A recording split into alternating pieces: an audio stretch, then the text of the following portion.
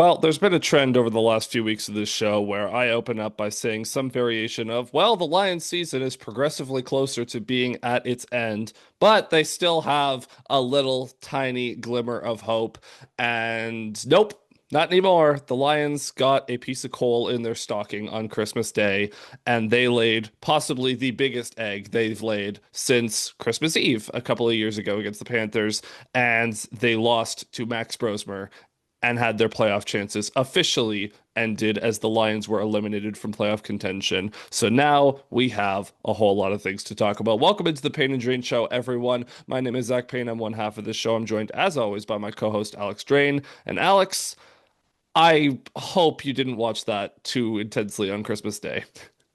I didn't, and I think I don't know, there were some people that seemed like mad that their Christmas was ruined or whatever by that game, but I feel like that was the perfect game to have like on a Christmas Day in terms of like I don't know, like if you're gonna pick out which day would you prefer to have that kind of Lions game happen? Like that was one of the worst Lions games that I can remember in quite some time. And if I could pick any day out of the year, I would have picked Christmas Day because there's already a lot of stuff going on. I'm in a good mood anyway. I'm not like focused that closely on the TV. I was going to be if the game was tight at the end. Like I'd planned to rewatch it more intently after the fact, but I didn't need to do that. I saw about all I needed to know. So in the end of the day, it's like I'm not that bothered by it because number one, I was kind of out on this team anyway. I mean, like the season was basically over after the Pittsburgh game, and I don't know, it didn't bother me too much because I had other things going on that day, and it's better than if that game had happened on like a Saturday in November or Or something Sunday Thanksgiving. in November, right? Yeah, like Thanksgiving, at least the holidays kind of built around the Yeah. Lions game, and this was just on in the background, which I don't like the NFL on Christmas Day anyway, and to some degree, it felt like kind of got what they deserved, I guess. But that was a Yeah. fiasco. Yeah, so today we are going to do our best to not get too big picture. Obviously, we're going to touch on some of those topics as they come up, but we still have another game to get through. So we're going to try to save some of the more like the holistic view of where this team stands going into the offseason until next week. But we obviously are going to have to talk to an extent about how we got here and some of the questions that we're going to have to talk about going forward. So starting this game, actually, we can honestly start on defense because there's not that much to say about it. The defense was mostly fine against Max Brosmer and company. They were until a Justin Jefferson catch with like 2 minutes to go in the game. The Lions were allowing negative passing yards in this one. They actually were. The defense was outgaining the Vikings passing offense for most of this game. Outside of one Jordan Addison end around that was inexcusably like the defense on that play was horrible, and the second level just didn't anticipate it at all. Aside from that, the defense was perfectly fine. And that's kind of it. I don't know what else to say about this. It's Max Brosmer. You should have done fine against them. Yeah, I mean, the important caveat is that the Vikings were not attempting to run offense in this game. Yeah. So, the Lions, for the most part, did their job. The Edison play, I feel like this one reminded me of if you ever watched like the service academies play in college football, the Army, Navy, Air Force, they run the triple option. The quarterback throws like 12 times per game, and the vast majority are on third and long, third and medium when they have to. But you often look at those numbers, and the quarterbacks would be like 5 of 12 for like 125 yards. And the reason is because at some point, like in the second half, after they've lulled you to sleep, they'll throw on a first down, and you're just not expecting it at all. It's not covered, and the guy runs 80 yards for a touchdown. And that's kind of what this was because the Lions have been throttling the Vikings all game. They kind of know what the situation is. They're not expecting anything different. They've been getting pressure on Brosmer. They've been bottling up the run for the most part. And then all of a sudden, late in the game where the Lions desperately need to stop in a big moment, it was 13-10 at that point. Like they Yep. got 4 minutes to go. They're all keyed in, and then all of a sudden, the Vikings get a nice crafty play call, a little jet sweep, Jordan Addison, and the Lions are like, "What? This is not what I was expecting." And Hutchinson, crashes in too hard trying to rush the quarterback, Reed bites a little bit too much on the quarterback as well, and a terrible angle from the safeties, and he's just gone. And it was just kind of that same story. Like we've sat on him all game, and then this is kind of the consequence of the way we've been defending them. So it's kind of a byproduct of the way they defended the whole game. In a different game where the offense just doesn't melt down, you probably could have been okay with that being the one touchdown. Like if the defense had given up 7 points and the Lions win 13-7 or something, that touchdown is like, that's kind of the byproduct of the way it was going. But they desperately needed to stop, and it just struck at the worst possible moment. Yeah, so the Vikings with that 65-yard run and with 158 rush yards, but Aaron Jones was averaging 2.9 a carry on 18 attempts. Ty Chandler had 3.4 a carry, a little bit better. Brosmer'd had a couple scrambles himself. So that Addison run accounts for more than a third of the Vikings' total yards. Like I said, they finished with just 3 passing yards in this game as Brosmer was sacked 7 times. Shout out to Aiden Hutchinson, by the way. I know he kind of messed up on that end around, but he has now set a career high in sacks. He's up to 13 and a half. So, you know what? Good for him. If you told anyone before the season he'd end up in the 13 to 15 range, I think everyone would be pretty happy with that. So, the Vikings, 161 total yards. Like I said, 65 coming on that one play. The problem wasn't necessarily the yards the defense was allowing. The problem was the fact that the Vikings routinely started with very short fields in this game. As, like I said, we don't have that much to say about the defense. We can turn over to the real disaster of Christmas Day, the offense. An offense that turned the ball over 6 times, including 4 lost fumbles in this one. I have absolutely no words for that travesty that we witnessed. And it all starts with the offensive line. No Taylor Decker in this one. Graham Glasgow was back but benched for Kingsley Aguakon, or he was healthy enough to be a reserve but not healthy enough to start. Penei Sewell left this game for a bit, then came back, and the result was total domination by the Vikings front. It was kind of, I don't know what was going on with Glasgow. Did we get a clarification on that? I'll find Because out. at the time I was like, man, if he's dressed, like, how is he not out there? Like, I know that Glasgow hasn't been good this year. We've talked about that plenty, but this was another one of those games where it's kind of like the tight ends too, in terms of Brock Wright to Ricci or Ferkser or any of these other guys. Like, you can look at a guy like Wright or a guy like Glasgow and be like, yeah, they're not that great. But then you watch these kinds of games and you get an appreciation for what the dividing line really is between NFL roster player and practice squad guy, because you can really notice it in these kinds of games. And it just didn't look like a Guacon could really play to me. Yeah, so the explanation from Campbell was Graham was good enough to help us as a reserve. He's got that knee, so we were fortunate to even have him as a reserve. So I give Kingsley another go. So I guess just not fully healthy, but in emergency situation could have toughed it out. Yeah, I guess that's yeah. It, this was just it started with the snapping issues, right? Because they lose 2 fumbles on snaps. One is it seemed like it was too early, is my understanding. The one that did Goff like when he's under center and it. Yeah. What was bizarre about that play is that snap ends up a few yards away from Goff. Like it took a big bounce off his hands, and ended up over by like the right tackle. But there's that one, and then there's the high snap that he's not really. Maybe he could have corralled that better. Those plays are always like you see quarterbacks snag those in acrobatic fashion and you forget about it. But those are not the easiest plays for a quarterback. It just too many Especially snapping not issues. Jared Goff. It's this is not Lamar Jackson trying to do a cartwheel in the backfield. Like this is Jared Goff. Yeah, and so those 2 plays are really just yeah, it's like high school stuff, right? Like that. And it's not to say that NFL teams don't have that happen sometimes. I mean, we were laughing earlier in the year at that. Was it the Cardinals or the Yeah, the Titans? I don't Kyler remember Murray which one. one. Well, and Yeah, it right. Like happened hits to him in the face. was it And Malik then, Willis it happened to as well or something like that? yes, Like yes, it was like a replay of that. Yeah, in the Ravens Packers game. So it happens, but having it happen twice is really embarrassing. And that was just the tip of the iceberg for this offense. yeah, so that that being the start of the problems with the snapping issues. Dan Skipper started at left tackle, allegedly. The Vikings had a free rusher pretty much every single pass play that the Lions ran. And I know that the Vikings they blitz more than anyone in the league. I think their blitz rate is like 47% or for something like that. Like they blitz more than anyone in the league.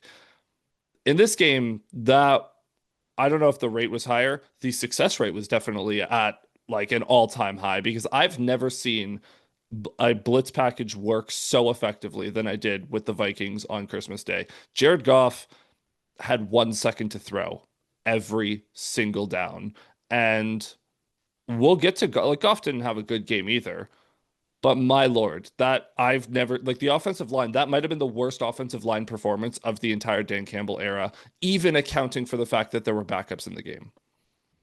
Yeah, there were some bad offensive line performances back in 2021 when Ragnow missed a big chunk of that year and Decker was hurt too and all that stuff. But this was just atrocious. And I we'll get into golf stuff, but the amount of discourse about golf after this game Ugh. compared to what should have been the discourse, like I'm just like, were we watching the same game? Like he was under siege the entire game and not under siege in the like I stood back there for 5 seconds and eventually their pass rush came.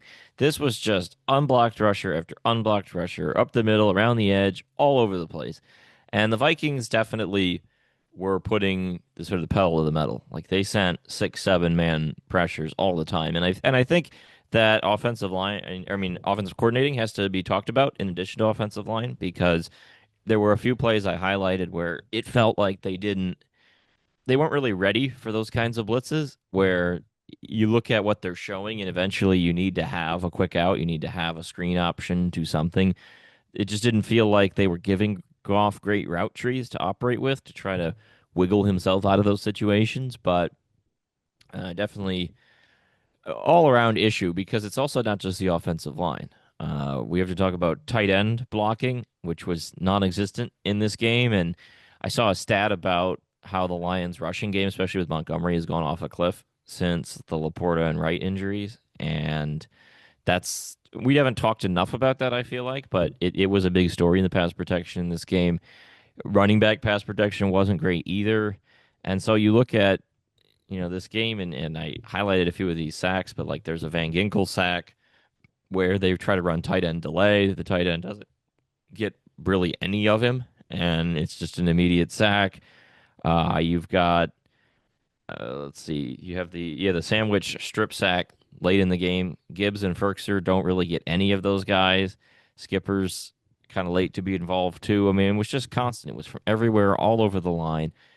And I just struggle to think of any quarterback that would have had much success in this situation.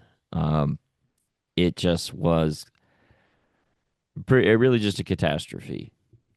Yep. And so you saw the normal Goff routine under pressure. It was either duck and take the sack, which he did on 5 occasions, throw it in the dirt, which he did a lot, throw it away, which he had to do a few more times.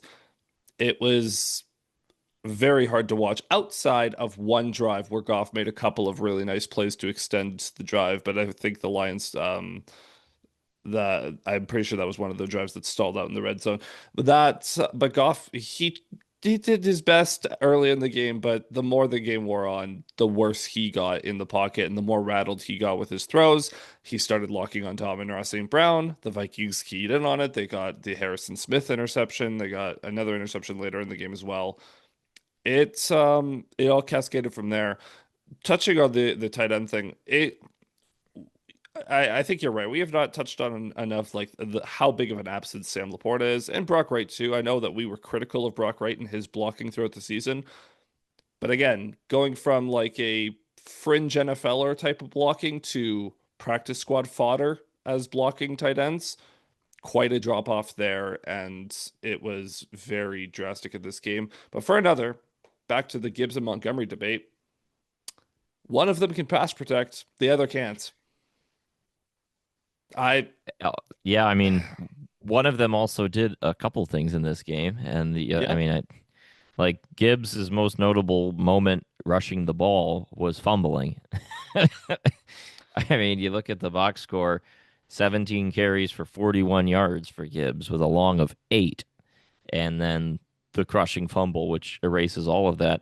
Montgomery's line doesn't look any better at 10 carries, 25 yards, but he at least he had like one or two rushes early in the game, and he fights through a really dicey situation with defense in front of him to convert that 4th and 1. Yep. Which, by the way, Pure not ref effort. talk really, but you got to give that Lions judge a ton of credit. Like he was all Hmm. over that call from the angle we got on TV live. I was like, oh, he didn't get it. He's short. And then that Lions judge comes from the sideline and he gives him the first down. I'm like, oh boy, that might have been a good spot for us. And then they show the replay and they get that camera angle down the line, and he was right at it. I mean, give the Lions judge credit. He was all over that one. But otherwise, 30 carries, 68 yards as a team, long of 8. Oh, oh, oh, how far we've fallen. Yeah, uh, especially when you have Skipper there, where like you know what you're going to get with Skipper as a pass protector, but at least you think, oh, we should be able to get some push on the ground from him, and just no, not at all. The Vikings just didn't really respect the Lions, and they didn't really respect the ability of the Lions to punish their blitzes, right? Like they're like, oh, we're just going to load up, send 6, 7 at you every single play, and try to do something against it. And in past years, the Lions have been able to. And this year they couldn't. They didn't have the time up front. Like just the communication, which we've talked about this, but the communication across the offensive line, the center getting the line calls and all that stuff, it just uncoordinated, not ready at all, and it killed their entire offense across the board in this game. Yep. And so the results was, as I said, Goff not having a good day. The receivers by extension. I'll give Isaac Tesla continues to just red. They're giving him more run down the stretch. He gets in the end zone again. He has had such a weird rookie year where I'm pretty sure he has 15 catches and 6 touchdowns. Super sustainable touchdown percentage, if you ask me, going forward. I mean, the actual number of touchdowns looks sustainable. It's just Oh yeah. they need to use him more the rest of the game. I mean, in this game he picks up a 3rd and 16 at one point earlier in the contest, and then he has the really nice touchdown catch on a 4th down, which bails the Lions out on the 4th and goal. So, I don't know uh, how he didn't concuss himself on that play. He shout fell out, 5 feet onto his head. yeah, shout out to him for that one. Otherwise, Amon-Ra has 8 catches for 68 yards. There's one nice one where I think it was like the first play of the second half where he fought through the tackling and reached the ball out to get the first down. That was nice. Otherwise, I don't really remember a lot of his other catches. JMO has 2 catches for 37, one for 22. Not much else to say there, really. Like the golf stuff, this was kind of the classic golf outing in when it's this kind of thing where he starts strong, and then we've just seen when it's not about pressure, because that's the thing that was talked about by some. Oh, he'll never be able to work under pressure, blah blah blah. We've talked about this all year. He's been really good under pressure this whole season. Like this is not. It's not like they had a ironclad pocket and then this was the one game where it unraveled. He has been under siege a lot this year at different points, and he's been really good at standing in there and navigating and stepping up and all that stuff. But the one thing we have seen is that when it goes from he's under fire to the defense is just teeing off and he might get sacked on every single play, that's when it goes south for him. That's when his rhythm starts to speed up. He starts to freak out and just kind of loses his cool. And that happened in the second half of this game, where first half I was pretty fine with Goff. Second half, it's rough. But also of the two interceptions he throws, one of them is basically an arm punt. It didn't go Yeah. deep enough, and it was returned a little bit by Byron Murphy, which you would have not liked. But it was 3rd and forever. There was pressure in his face. He throws a deep ball. I don't really care that much about that. The other one was really bad, where he's locked onto Amon-Ra, Harrison Smith, wily old safety, reads his eyes, steps in front, boom, picked off. It wasn't a good game from Goff. It wasn't a good game from anybody. No. And it starts up front. And when you're just getting annihilated at the line of scrimmage, you're just not going to succeed in football. Like, I'm sorry, you can.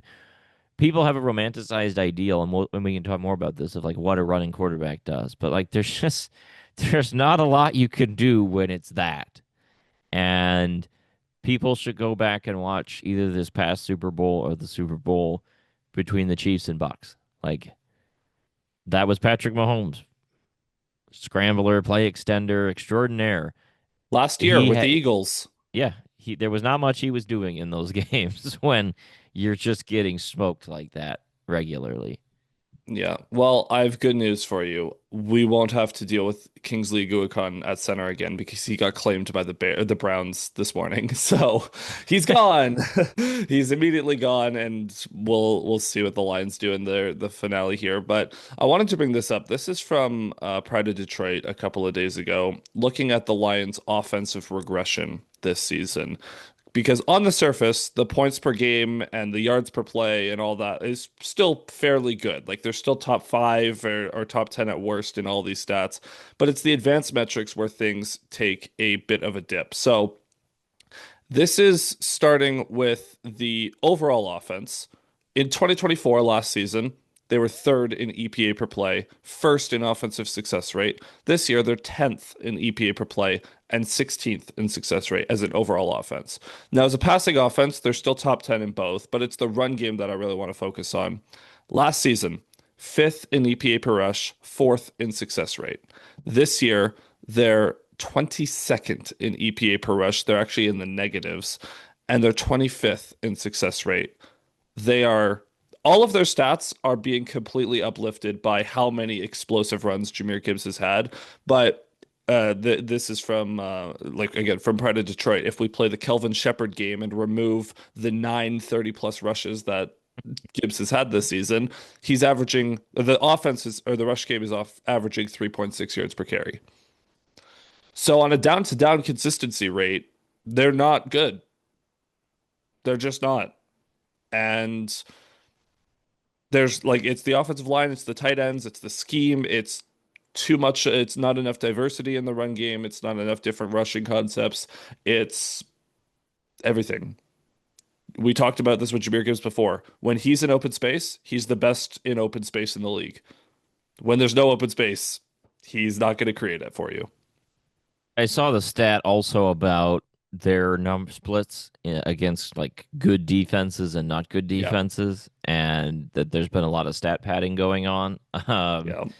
Which obviously Cincinnati game, Washington game, there's been a Giants. there's been a few of them this year where they've really padded the old numbers. So that's one story against the teams with that are better up front. It just hasn't been happening for the Lions this year, and as a whole, as you mentioned, the down to down success hasn't been there. And I don't know. There was a Nick Bumgarner tweet towards the end of the game about how the Lions were neglected regenerating the offensive line, and now it's sort of come back to sting them, and now they have to do it after it's kind of burned out when they could have just done it ahead of time or more preventatively. I don't know. At the end of the day,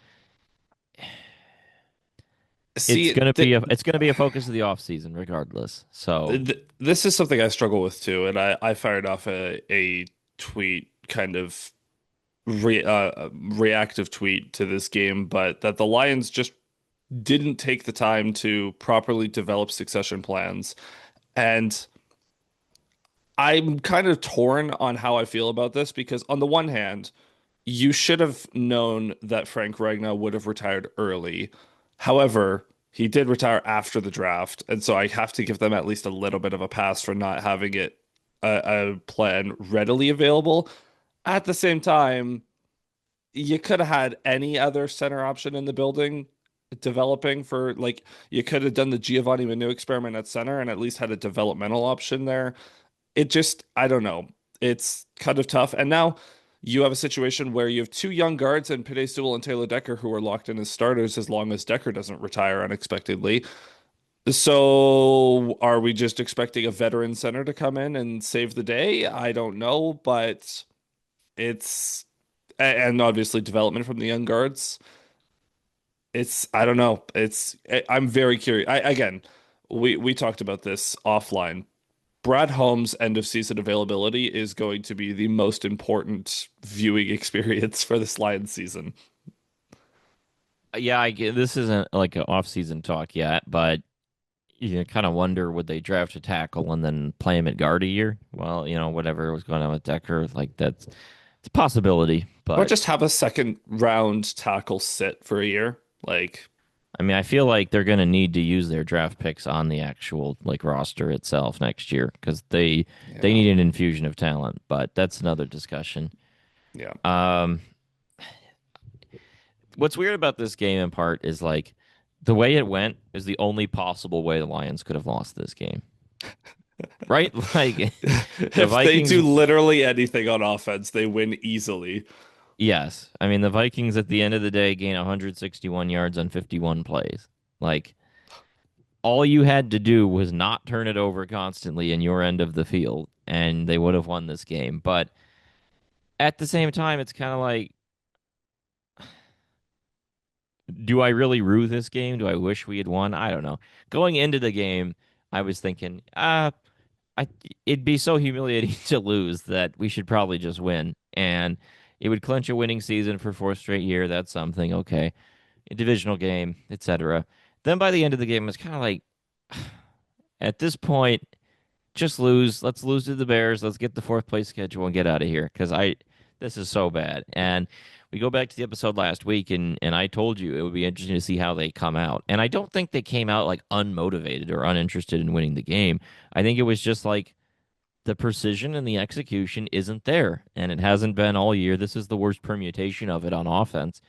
But just like the issues that we've seen kind of all manifested in this game, right on the offensive side. The offense has usually been good, but there's been enough warning signs in rushing success, right? There's been enough warning signs in pass protection. There's been enough warning signs with just pre-snap penalties. I mean, that was a story in this game too. Yeah. They are going for a 4th and 1 at midfield, and I think it was Ricci that flinched, and they also got screwed on another one, but that's a different discussion. But all of the issues kind of culminated and stacked up in this game to crush the offense. And just kind of is what it is, I guess. Like, Well, we talk about this in other sports when it comes to the playoffs, when you have these like 7 game long playoff series and you get to game seven and in those biggest moments, you default to what you are and like at your core, what you are as a team. And this year, the Lions are sloppy and ineffective in the trenches, and the way that they play is so contrary to everything that A, Dan Campbell wants to be about, and B, everything this organization has been about for the last few years, that I can hardly say I'm surprised at this point. So the Lions very dogless in the key moments of every game lately, and they got the outcome they deserved, plain and simple. yeah, pretty much. Like, they, on a down to down basis, they were better than the Vikings in this game, but they 100% deserve to lose. And it's one of those games that now puts a lot of pressure on the offseason and it riles up the fan base. They didn't close this year strong by any stretch, and now it puts pressure from the fans on the coaching and the management, and I think that's a good thing. I think that they kind of needed this humbling, perhaps in some ways.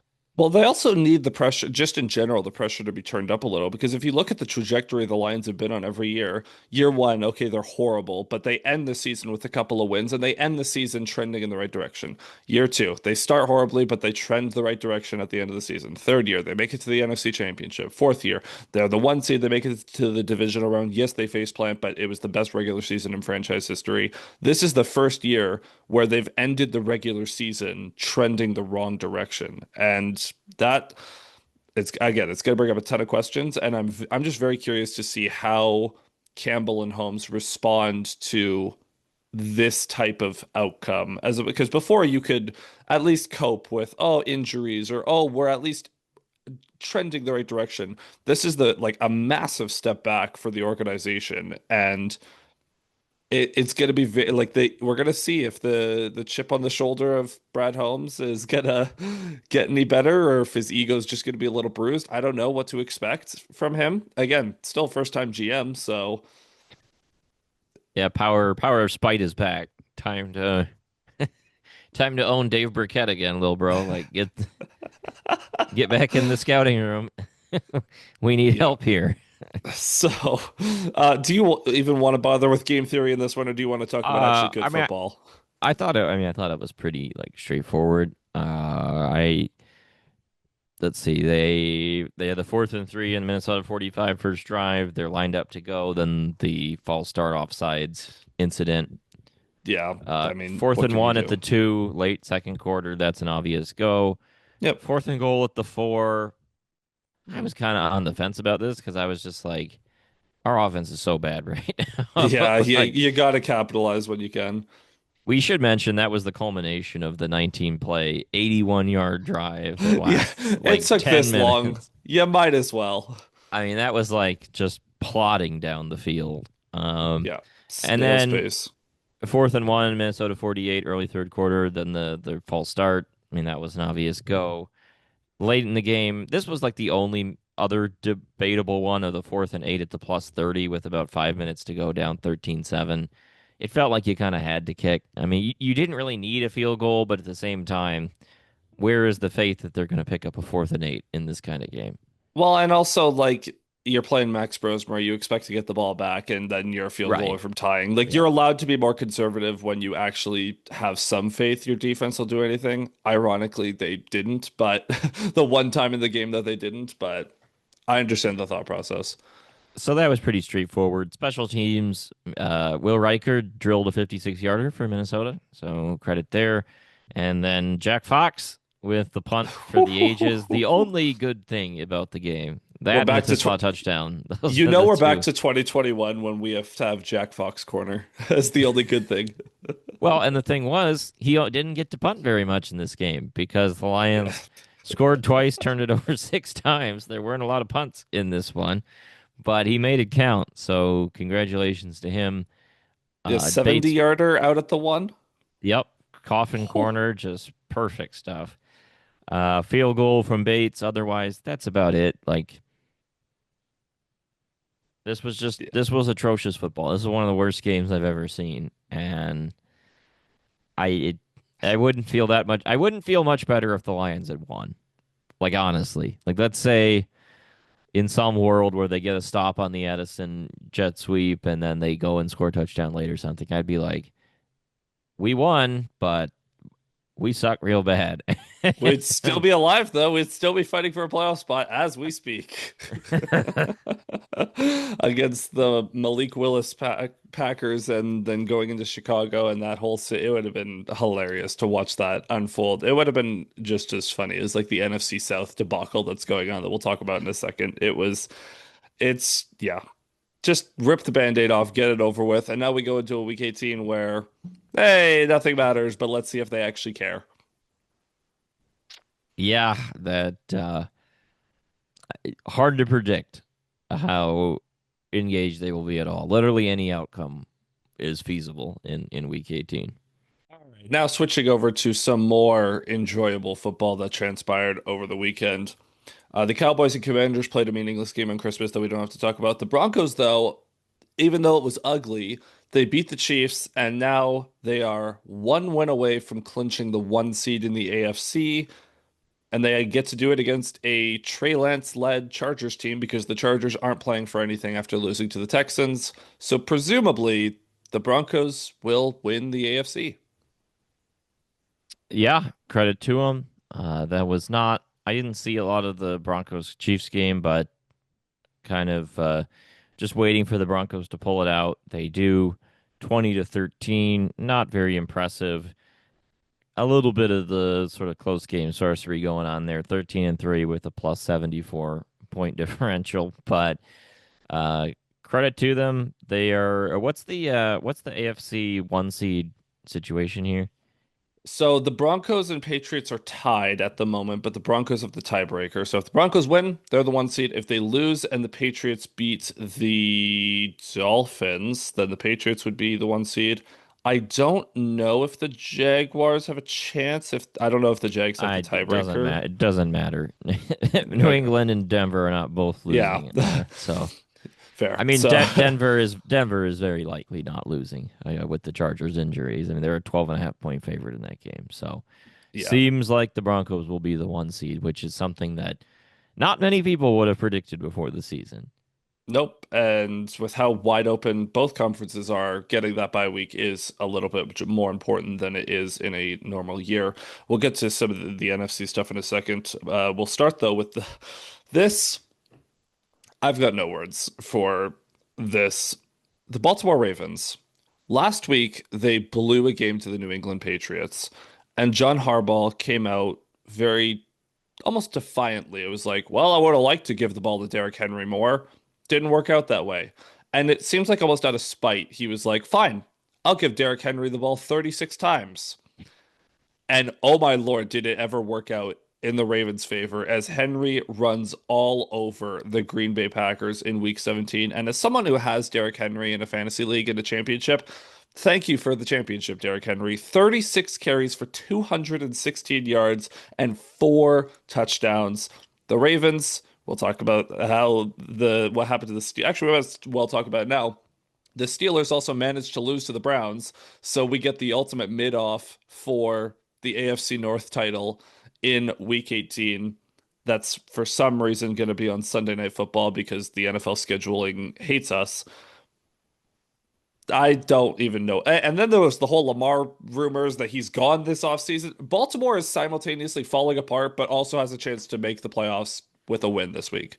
There was a bunch of jokes going into Sunday about, oh, there's going to be so much rigging going on for the Browns to beat the Steelers. There didn't even need to be any rigging. Like, that was just horrible from the Steelers. Like, they did it themselves. They put this game in the Sunday night window. It's a I crime. Who cares? Like, Me, I care. Why is no, I Seattle mean, San Fran not yeah, the I meant more like, who cares about this game? Oh yeah, yeah. Like, this is, yeah, just total. I don't know. I know it's big fan bases and stuff. One of these But teams is going to host a playoff game in 2 weeks. I'm sorry. I've said this before. That should not be the way it is. That it should be just pure record. But regardless, Now, what is the funnier outcome? Ravens somehow make it to the playoffs, and then we get to see Lamar try to dance around the Houston defense, or alternatively, we get to see a Houston Steelers playoff game that will end 3-0. I would take a 3-0 playoff game. That would be incredible. The Steelers also have a very important uh milestone they're reaching. This will be the fifth straight year that they will be either somewhere between 9-7-1 and 10-7, no matter how this game goes. Their last 5 seasons, 9-7-1, 9-8, 10-7, 10-7, now 9-7. No one's more consistent than them. So, how do we feel about the Packer defense after getting just smoked by Derrick Henry? After the Micah Parsons injury, I said the Packers' Super Bowl chances just went out the window. I think the Packers' playoff win window might be out the out the door for this season.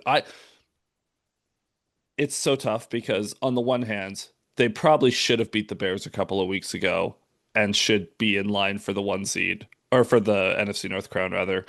And instead, I'm looking at like, I mean, they could beat the Bears, but I don't know. I don't trust them right now. But I also, this is the thing. I've given up on trying to predict what's happening because every time I was so confident, I was pounding the table. The Rams are the only Super Bowl favorites in the league. And what have they done? They lost to the Panthers and they just lost again to the Falcons.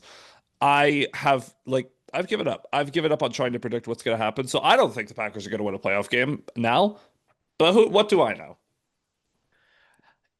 Yeah, it's the thing that's really frustrating for me is just looking at this NFC playoff picture and being like, if like just give me put the 2023 Lions, even with their secondary flaws, in this playoffs, and Run the I'm table. feeling so good, right? Like I Another I'm question, yeah. I don't even know. The NFC playoff picture is really weird. But another question coming out of this game: who's Malik Willis starting for next year? probably not the Packers. I would imagine he will be traded in the offseason, and I would be very interested in taking a swing on him if I'm a different team, but at the same time, you also have to be cautious about the LaFleur effect and his ability to build good, offenses that suit Willis. But this was a really good showing from Willis, like just passing the ball. There were some issues, turnovers also stung the Packers like they stung the Lions. That was a big contributing story, but you look at Willis's stat line: 18 of 21 for 288 and a touchdown. So, He's got a good deep ball, actually. Like, I'm not gonna lie. Some of those throws downfield, very impressive. and he's the team's leading rusher with 60 rushes, two touchdowns in 9 attempts. I mean, he's ready. He's ready to start for somebody. I would be very interested to see how it'll go for him next year. We've been making the jokes about Willis being the better quarterback than Love for a while, but I don't think he's bad. Like I think he's pretty good, to be honest. I think I got He it. Cardinals. And you keep Jacoby Brissett as the veteran backup. Yeah, I mean, I would fear the massive downgrade in coaching and supporting cast for Well, yeah, because Willis we're if gonna he see, goes there, like, but obviously Gannon's gonna be gone, so we're gonna see who the Cardinals hire. But take the yeah, Packers defensive coordinator with you as well. Why not? it just continues to be the thing we've said, like where the Packers, they're a good team, but they just don't have a lot of dog.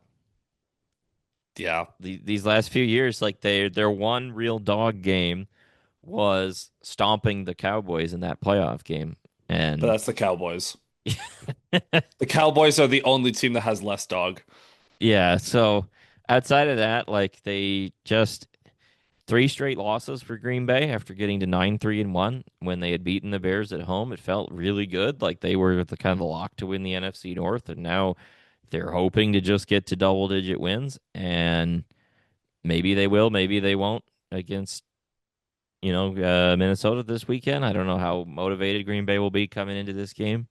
If you're a Packers fan, how much of a Bears fan are you this weekend in hopes that the Bears lock up the 2 seed so you get to play Chicago? Or would you rather play Philly? I think you'd be nervous about the three times in a year, especially when you were the better team in the first two games, but I think you'd just rather take your shot with Chicago. You've got more playoff experience than them. You should have beaten them both times. I think you roll with that. Yeah. So, and we'll talk about the Bears in a second. Um, the Buccaneers and Panthers. I Now the Panthers got completely locked down by Seattle. That was a fairly predictable outcome. The Tampa Bay Buccaneers lose 20 to 17 to the Miami Dolphins. Now, in the last 8 weeks, the Arizona Cardinals are 0 and 8. The Vegas Raiders are 0 and 8. And the third worst team in that stretch, the Tampa Bay Buccaneers, who are 1 and 7 in their last 8. What happened? Um, I don't know. Like It's it, bewildering. it's strange that Lion win over them doesn't look too good anymore. Unfortunately, but doesn't matter at this point. Um, it feels like Todd Bowles has to be fired, right? Like You would I think? saw the post about his job isn't in immediate danger, but like it just feels over there. Like, Well, if we want to do the Lions oh yeah, coordinator game, was Liam Cohen the linchpin that held the Buccaneers together? possibly. I mean, he's done a great job with Jacksonville. The I parallels are mean, no, actually hilarious. You have a good Bucks team that makes the playoffs last year, and you have a bad Jags team. Liam Cohen leaves, goes to the Jags. The Jags are suddenly like really good, and the Bucks fall off a cliff, and their offense can't get it together. Like, be careful. We're entering Ben Johnson discourse if you start going down this road. I know what I'm doing, But yeah, I'm cheering for the Panthers in this game in Week 18. It'd be fun to see them in the playoffs. Neither of these teams should be in the playoffs, but the that's Saints besides the deserve it point. more than both of them. We need the college football playoff committee to just put the Saints in the playoffs because at least they'll be fun. Yeah, they would be. I This is a general point. Someone tweeted this, so it's not an original thought, but I definitely agree with it. I just hate the 17 game season. That from like the record standpoint, I'm going to be the Japanese soldier who kept fighting me like in like 40 years time when it's like a 22 game NFL season. I'll still be talking about like The how 16 game schedule. the six like the records. It just I that was like imprinted in my mind that like I kind of knew how it was, right? Like 1 and 15, 2 and 14, atrocious. 3 and 13, it's like we are really bad. 4 and 12, you're like, yeah, we're bad, but we're not like, apocalyptic. You're not 5 and ready for a 11, 12 win season to be like mid. yeah, 5 and 11 and 6 and 10 was like, yeah, we were bad, but we could easily bounce back next year. 7 and 9, 8 and 8, 9 and 7, that was the like pure mid range. 10 and 6 is like the worst good team. 11 and 5 was like, yeah, we're legit good. We might have won our division. We might be a wild card. 12 and 4 was like, yeah, we've got a squad. 13 and 3 was we are possibly the one seed. And then 14 and 2, 15 and 1 was like we're one of the best teams of all time. It was perfect. It was all like you knew what each record meant. And now I have no idea what 12 and 5 really means. Like is that it's right between the like we're really good and we're just regular good. And I can't figure out which one it hews to more. Welcome to 2035. The Detroit Lions have just gone 13 and 9 and they they finished third in the NFC North. Yeah, after the finished third in the NFC North behind the London Werewolves and the. Yeah, with the six team NFC North actually. Yes, yeah. There's 45 teams in the league now. Yeah, it's I don't know. It's like teams are just I understand it a little bit, but like I kind of have the 12 wins. It's like okay, you're good. 12 and 13 wins like good. 14 and 15, that's where it's like you are like really good. Or in the Lions case, you just had like one of the best offenses of all time last year, and the Chiefs, you had the best voodoo magic of all time. But I don't know. Yeah, it just I don't know. 16 was just so perfect and I don't like 17 game schedule. You're the old man shaking his fist at a cloud right now. Like, old man yells at clouds right now. So yeah, the Panthers and Bucks, they're going to face off for the NFC South title, and they will host one of the NFC West teams. We'll see how that all shakes out. Speaking of the Saints, I do want to shout out Cam Ward almost had one of the craziest plays to keep the Titans alive in that game. If people saw on the fourth down where he's like running forward. He's up to the line of scrimmage. He dives through the air and then throws it sideways, and they get a first down, but his knee was down first, unfortunately. I'm starting to get really high on Cam Ward and the Titans' future because I think they got some pieces. Their defense is not that horrible.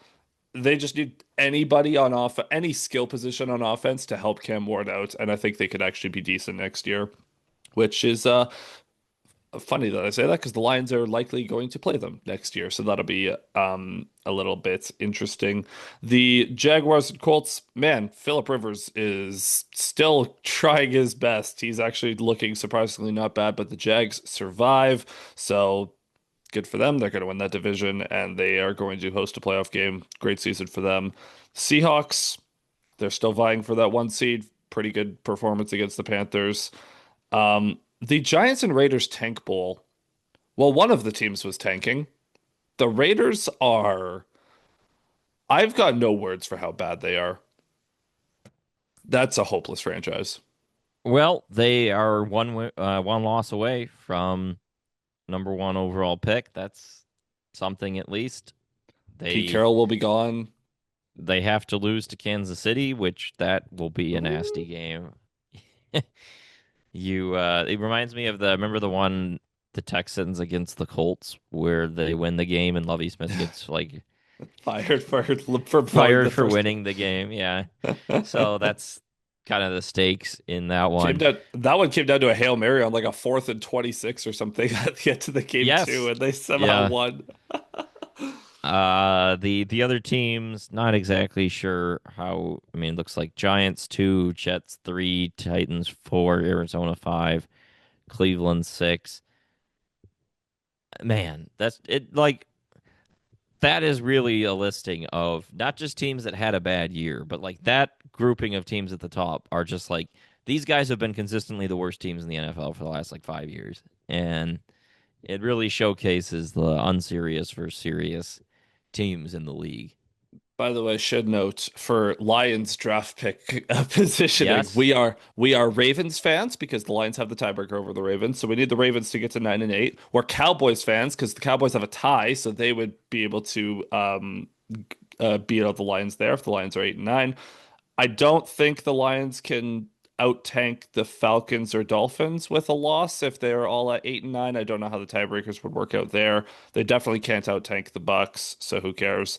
But the Lions could presumably get a top 15 pick, 14. They're going to be in the mid-teens range. They could be as low as the 17th or 16th or 17th pick, and they could be as high as like the 14th or 13th maybe, but it does make a difference. Yeah, So I mean that's going to be a really interesting draft pick. It's going to say a lot about their priorities. I mean, like even just sitting here, we could say, oh, they could take a center, they could take a tackle, they could take an edge, they could take a I don't safety. care. I don't know. Like, Yeah, yeah, Caleb Downs, yeah, he come probably on won't down. fall to that number, I would think. But hey, if he's there, It why happened not? with Kyle Hamilton. Yeah, that's true. So Safety's fault. Yeah, safety's not a premium position, so certainly yeah. plus. Well, I mean, I going into this final game, like on one hand, again, it's a divisional game. You never want to lose to Chicago, but at this point, locking in the fourth place schedule, locking in an Yeah, easier I don't draft care. pick. Just Yeah. show me something. Like be entertaining and lose. Show me something. The only thing that's really relevant here is what Dan Campbell said in a press conference a couple days ago about like this is sort of final auditions to see Yep. who is staying and who's going in the offseason. I mean, right now, I don't really feel like a lot of their pending UFAs are going to be coming back. I think maybe Roy Lopez and not a whole lot else. Maybe Anzalone. That's good. That's going to be a Yeah. fascinating discussion. But yeah, sounds like Taylor Decker will play. Glasgow will probably play. So the starters are playing. I better see 45 Isaac Tesla targets in this game. All I want is Isaac Tesla to get the ball. That's all I want on offense in this one. Sure. I mean, why not, I guess. We got nothing to lose. Yeah. Last thing I do want to mention before we wrap the show, back to the general NFL stuff. Is Matthew Stafford really going to lose the MVP just because Drake May had a good week 15 to 18 that was better than him? Sure seems possible. I mean, I will say the whole Stafford narrative, you need narratives, right, to win the MVP. That's a big component of it. And not winning your division, not being the one seed are Yeah. definitely tough narratives for him to overcome. So we kind of see it. The May thing is so strange because I saw the DVOA said that they had like the third easiest schedule in NFL history or something like that. I mean, It's been paper soft. Yeah. I mean, look, it's just crazy. They could end up winning what 14 games and beat one team with a winning record. How is that Isn't that possible? isn't that a team that they also lost to because it was the Bills, Yes. so they played them twice? I like So how is that possible? This is the NFL. Like it's supposed to be a league of parity. You're playing a bunch of like 10 and 7 or 7 and 10 man, teams and I dream of that day. Like well, I they the will never Lions, yeah. it'll never come for the Lions because we're in a serious A good division and yeah. New England has benefited for 25 years from the fact that the Dolphins and Jets are, And sometimes Bills. for a lot of the Brady era, the Bills, but not now. But the Jets Yeah. and Dolphins still apply for their unserious teams. But I looked it up. It was like a fourth place schedule plus AFC East plus their two other divisions they played was AFC North and NFC South, which is just Like that's incredible. It's the best combination of things ever. But yeah, Drake May is going to probably be your MVP. I mean, I'm looking at the like Tankathon has the strength of schedule thing on there, and I'm trying to see who even the second weakest schedule was. I guess Denver at four twenty What's the six. gap, I guess, is more important. Yeah, so it's the strength of schedule based on like average winning percentage of the opponents. Denver is second easiest at 426, and then New England is at 386. So A sub 400 is crazy. And the Saints have won 4 or 5 or something. Like they've gone on their best winning yeah, streak since the Breeze days. So that was almost worse. It could have been like 350 if Shuck never started. I don't know. I hope the Patriots get body slammed in the playoffs by a real team. I think that would be very satisfying to a lot of narratives, but Well, if the playoffs started today, the first round would be Patriots Bills. let's go. Josh Allen, this is your time to shine. It's not if it doesn't happen this year, it's never happening. Um, I mean, yeah. it's just kind of crazy that like the NFL has the scheduling issue. Like, I guess baseball did, like back in the day when they had the 19 divisional games against each divisional opponent. If you got stuck in some like horrible division, that you could easily stat pad off that. But like hockey and basketball, it's not possible for those amount of splits. Like you get only a few more divisional games. The divisional games is just a small portion of your schedule. And in football, like the NFL is kind of a general take I have, but like it feels increasingly like a luck based thing to some degree, not entirely, but a huge portion of it is like, did you get a good schedule to get a good seed, and did you win the injury lottery? Right, like those are the two Yeah. components. If you make it to January with a good seed and a healthy team, you're in good shape. And if you had a hard schedule and your team had a bunch of injuries, then you're the Packers, right? And you're like, well, we made it, but kind of curtains for us, or the Lions last year. And the Patriots definitely have had an ultimate spin of the fortune wheel. Like you have to be a good team, but among the good teams, what really separates it is a large degree of random chance. The thing is too, like you're saying you hope they get body slammed. We might get a fraud bowl in the AFC Championship between the Broncos and Patriots. Like we might have I mean look at all of the teams in the AFC. I don't know. Like at this point I might just take the Texans because they have a good defense. Like be like they're gonna pull a 2015 Broncos and have no offense, but their Yeah, defense just takes them all the way. yeah. I mean, Broncos Patriots AFC Championship game is like it's Brady and Peyton again, except the stunt doubles are playing quarterback. Yeah, And I instead and we I have think I think 2015 Drake May Peyton is really and good, like to be clear, but yeah. he's definitely not Tom Brady yet. And Drake May is, I mean, Bo Nix is very much not Peyton Manning. No. But Drake May, he's going to be a MVP at 23 years old. So, I mean, that's going to be, I don't know, that's going to, it depends on how the rest of his career goes, but there's definitely a chance that's like the Jose Theodore like Hart Trophy of the NHL, where it's just kind of like, wow, he won that in that year. Okay, I mean, sure. Well, strange because if year. you look at the statistics, Stafford is better than him in everything, aside from Oh yeah, rushing, obviously, because Stafford doesn't run. But like passing the ball, he has more passing touchdowns. He's got more passing yards. He's got more, like better, like he's better, just straight up better. But May has the narrative.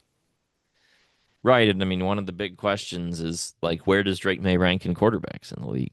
Like that, Oof. that I don't know the answer to that question, but it's a very important question. It's probably one of those. Yeah, he's probably in the top 10, but probably not quite the top five. I mean, I saw the golf stats versus May stats earlier this week, and I was like, we're not opening that can of worms. But Ooh, you heard it here first, folks. Alex Drain is pounding the table for Jared Goff to win the MVP. The Lions would have to go 17 and 0 for Goff to have a chance at MVP ever. it's crazy that like we're here at the end of the season, and this is what we're discussing. Like it, not even just from the start of the year, but like where we were going into the bye week after the Buccaneers game. Like I would just never have predicted this. Yep. The Lions Five had and clear flaws, but they have just unraveled. yep, they broke. They're mentally dead. And so we're going to see what's left of their mental fortitude on Sunday. They get the luxury, I guess, of playing in the late afternoon window because reasons. So Soldier Field, 4:25 Eastern. Let's do this one last time. Lions and Bears. We'll be back early next week to recap that game, preview the offseason, and preview the playoffs as well. And then we'll get into a bigger offseason discussion sometime after that. So if you made it this far, thank you so much for watching or listening. If you're on a podcasting platform, be sure to hit follow and leave us a review. Make sure to hit like and subscribe if you're on YouTube. You can follow the show at Payne and Drain on Twitter. You can find me at ZachPayne41, Alex at Alex_Drain. Until next time, cheers, everyone.